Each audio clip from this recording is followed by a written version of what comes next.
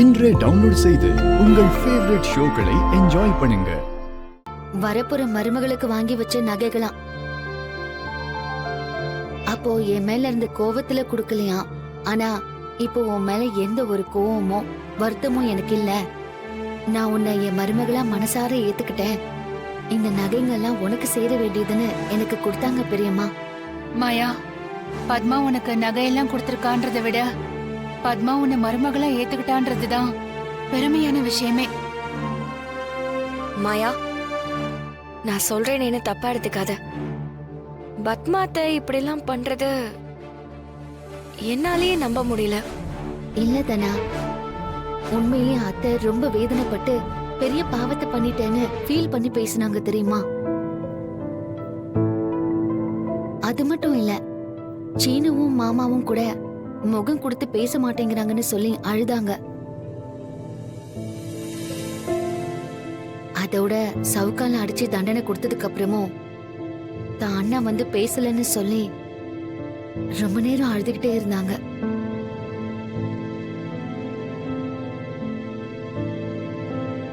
என்ன எல்லாரும் கூடி பேசிக்கிட்டு இருக்கீங்க? என்னங்க இது பாருங்க,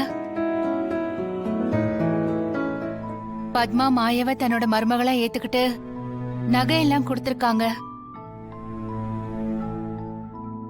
தப்பு பண்ணிட்டேன்னு சொல்லி வேதனையில அழுதுருக்காங்க. ஆனாலும் நீங்க இன்னும் அவகிட்ட பேசாம இருக்கீங்களே, அத சொல்லியும் அழுதுருக்கா.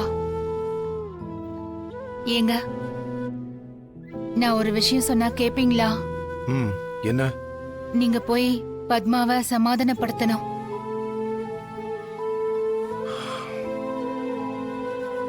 என்னங்க யோசிக்கிறீங்க?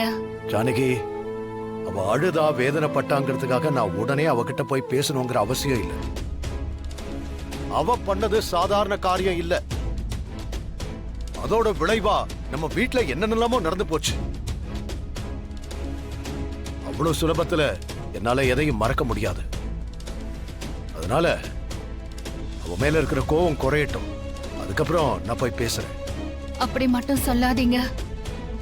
நீங்க நாளை தள்ளி போட பத்மா மனசு உடைஞ்சு போயிடுவா. அப்புறம் அது வேற மாதிரியான விளைவுகளை உண்டு பண்ணிடும். என்ன இருந்தாலும் அவ உங்களோட ஒரே தங்கச்சி தானே. அவளை நீங்க மன்னிக்கலனா வேற யாருங்க மன்னிக்கிறது? தயவு செஞ்சு போய் உடனே பேசுங்களேன்.